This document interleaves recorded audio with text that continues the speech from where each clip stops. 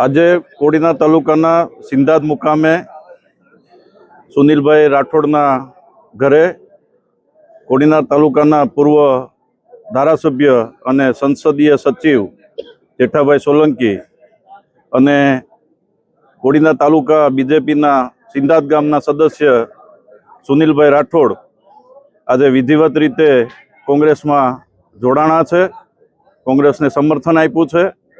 આવનારા દિવસોમાં આ જે તાલુકા પંચાયત અને જિલ્લા પંચાયતની સ્થાનિક સ્વરાજની જે ચૂંટણી આવી છે એમાં હાલ પૂરતું કોંગ્રેસ પાર્ટીના સમર્થનમાં આવ્યા છે અને આગામી દિવસોમાં વિધિવત રીતે કોંગ્રેસમાં જોડાશે। તે કોડીનાર તાલુકા પંચાયત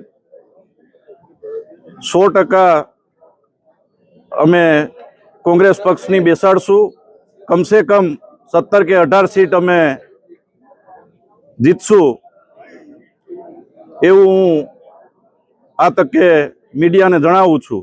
જિલ્લા પંચાયતમાં પણ અમે 5માંથી 3 જિલ્લા પંચાયત જીતશું એવું હું અહીંથી જાહેર કરું છું।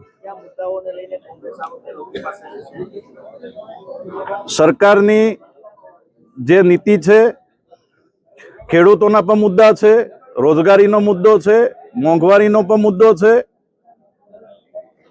વારંવાર વાયદાઓની આ સરકાર